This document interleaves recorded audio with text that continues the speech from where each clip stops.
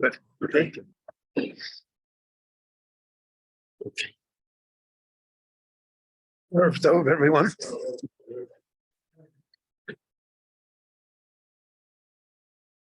This week's Parsha of Bamidbar, the Torah describes for us, rather it commands, the order of the procession of how the Jewish people should march in the desert in relationship to the Aron of the Luchos, in relationship to the Mishkan itself. So there were 12 tribes, 4 directions. So 3 tribes constituted the group. There were 4 groups. One was north, one was south, one was east, one was west. And that's how the entire procession of Klal Yisrael, the millions of people that we're talking about, marched through the desert. When they marched for 38 years, they were at rest. They were in one place, but at the beginning, leaving Mitzrayim, and then at the end, we'll have at the end of Chumash Bamidbar, when they begin their journey to Eretz Yisrael. So then again, it's Vayisu Vayachanu.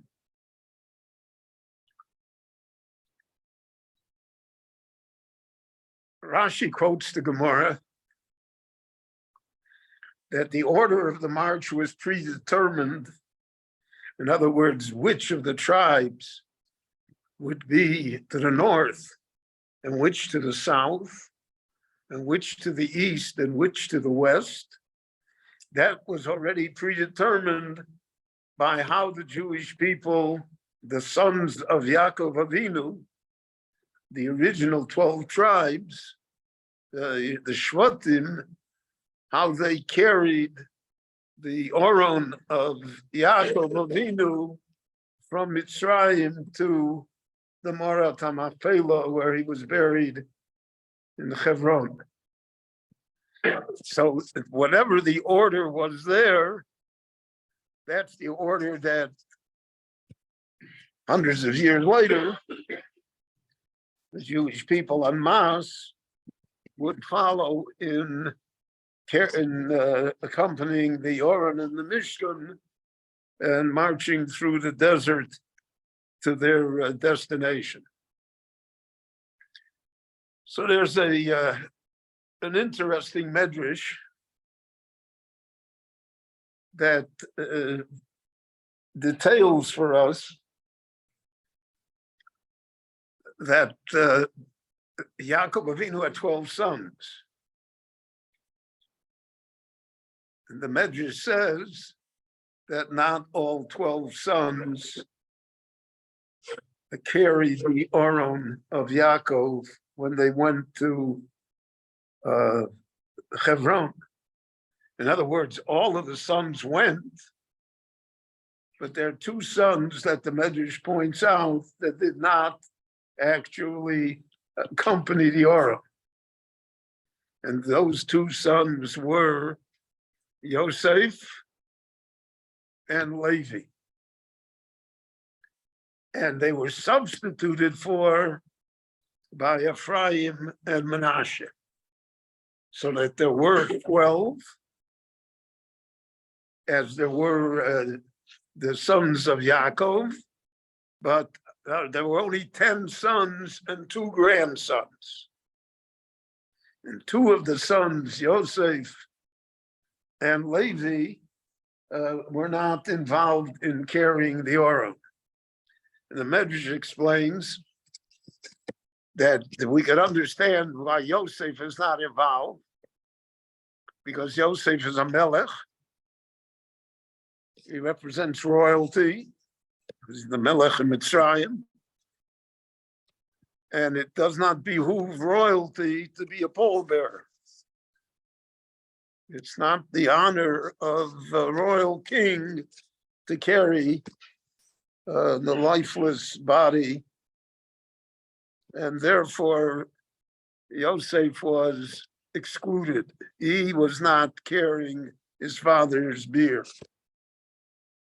There others interpret that not on it was perhaps not Yosef's choice, but that was the choice of Mitzrayim, that they didn't want that their official viceroy should be in their eyes shamed by having to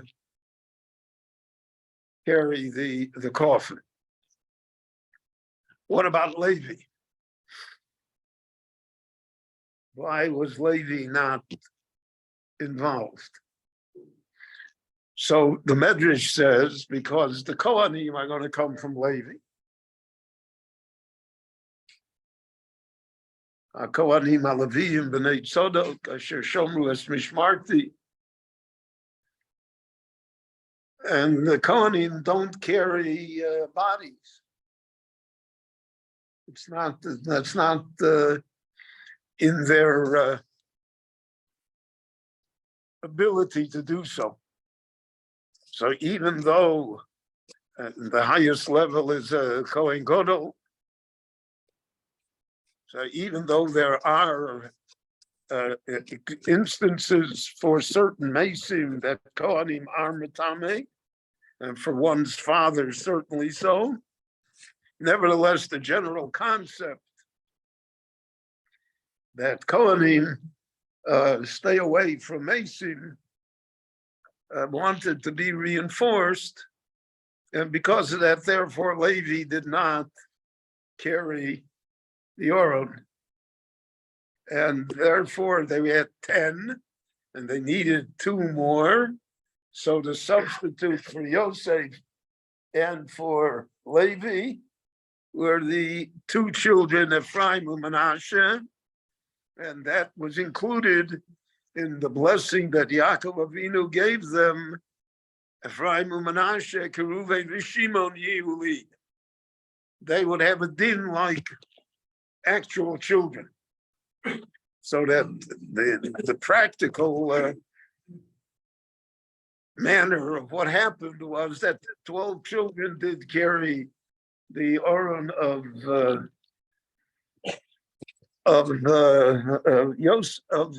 Yaakov to Hebron. And therefore, if we extrapolate from that, though that was the same thing by marching through the desert, if you count the Torah details for us, what was the lineup of the 12 Shvatim who marched? So Levi is not included, and Yosef is not included. Ephraim and Manasseh are 2, that they make up the 12. But it's not Yosef, and it's not Levi. So there's a very interesting idea that the Mefarshim mentioned here, and different way to look at it completely. Why Yosef and Levi did not carry the Oron of their father.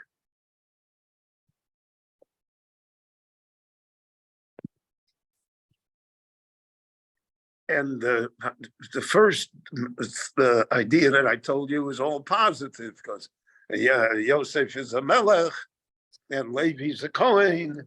It's their greatness that prevents them from being the ones that carry the mace. This interpretation is just the opposite. It's their weakness that prevents them from carrying the Oron of their father of Yaakov, because these were the 2 tribes that did the most to split the Jewish people, to cause a rift within the family. Yosef, we know the famous story.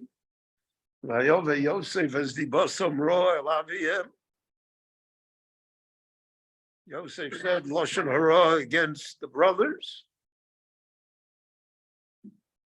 Yosef is the one that engendered the terrible story of the Mechiras Yosef, the go down to Egypt, etc.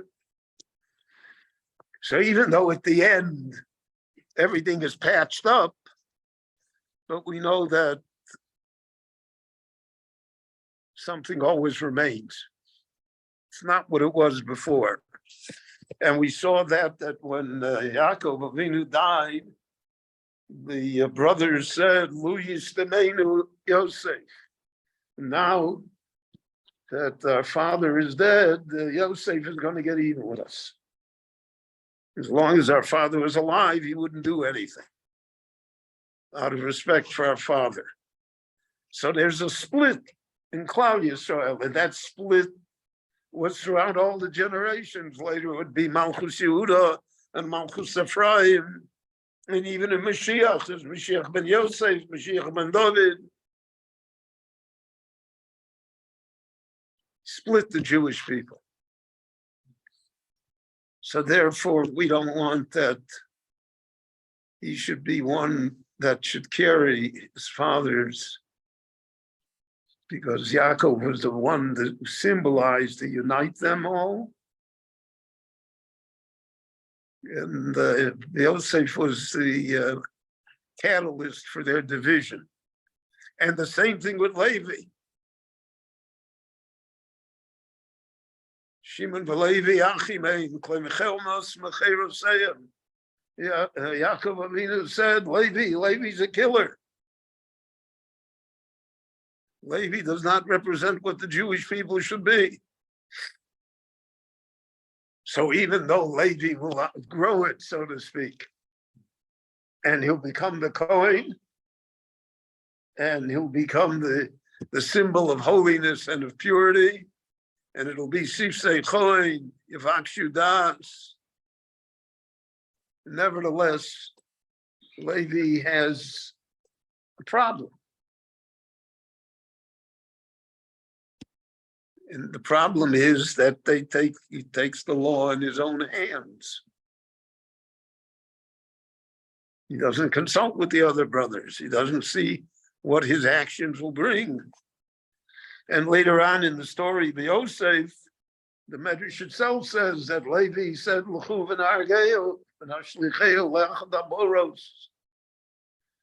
is the one that said, we should kill Yosef.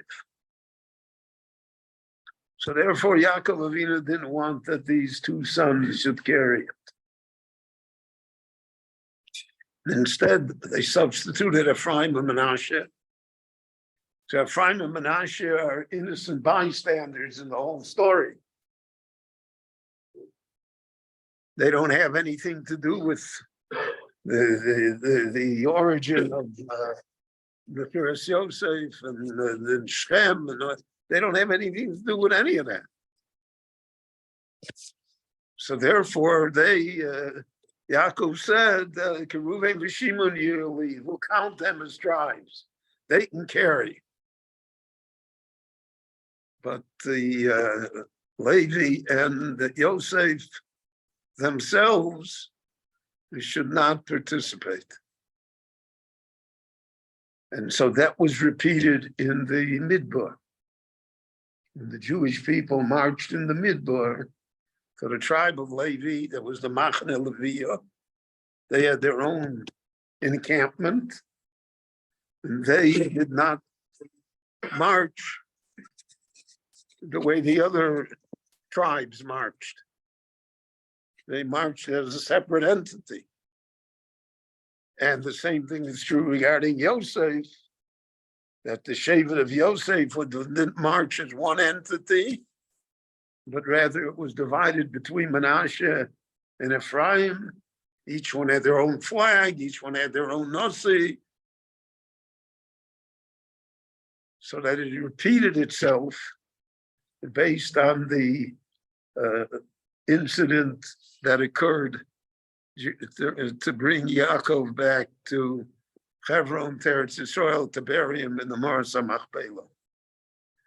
So that's a different idea. So you have, as we do many times in the Torah, The Torah is so multifaceted and there's so many different nuances to it. So you can have opposite ideas at the same time, and they're both true. And they're both pertinent. And they both come to teach us lessons.